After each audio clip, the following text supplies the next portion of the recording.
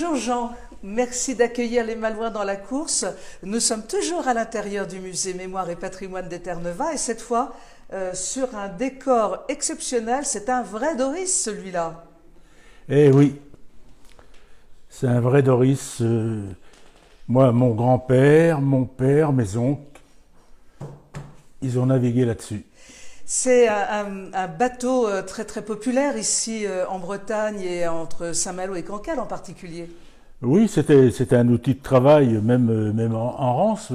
Vous aviez beaucoup de Doris pour aller ramasser le goémon, aller ramasser le sable. Je prends en Rance sur le banc qu'il y a en face Saint-Celiac sur Banche. On appelait ça le banc, Banche.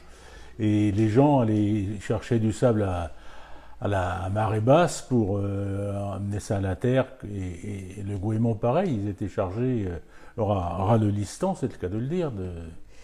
Jean, ta carrière de marin a failli se terminer très jeune, très tôt, d'une manière épouvantable. On peut dire aujourd'hui que tu fais partie de ces miraculés qui ont été sauvés de la mer.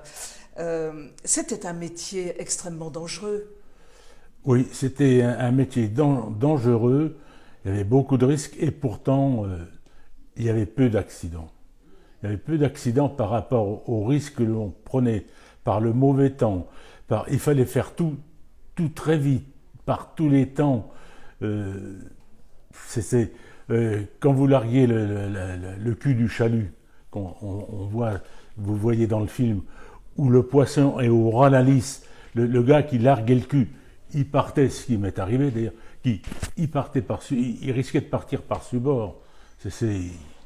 C'était plus, disons, quand on virait les câbles qui cassaient personnellement sur un bateau, j'ai vu un des collègues décapité par un câble qui a écourté.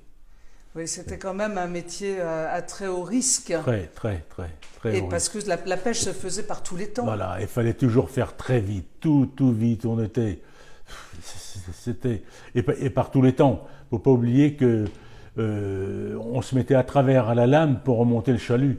Donc, par mauvais temps, tous les paquets de mer embarquaient. Tous les paquets de mer embarquaient. Vous aviez le capitaine qui était à la passerelle qui disait « Hop, attention à celle-là, attention à celle-là ». Mais le temps qu'on monte dans une échelle ou quelque chose, vous partiez avec le...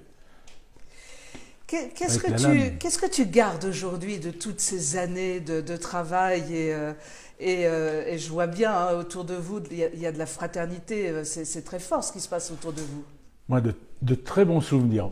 C'est drôle, et à moi comme à bien d'autres, il est arrivé des incidents plus ou moins graves, mais la fraternité,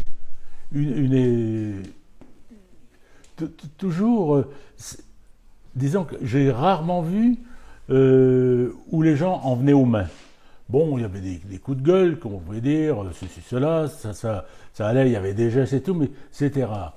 Et parce qu'il ne faut pas oublier quand même que nous étions 50 et 55 sur un bateau, il faut vivre pendant 5 mois, supporter le caractère de 55 personnes.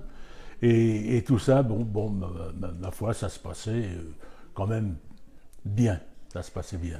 Merci beaucoup Jean de nous avoir accordé ces quelques instants. C'est beaucoup d'émotions, beaucoup de beaux sentiments qui ressortent de cet entretien. Merci beaucoup Jean, merci, bonne journée. Merci. Merci. Au revoir.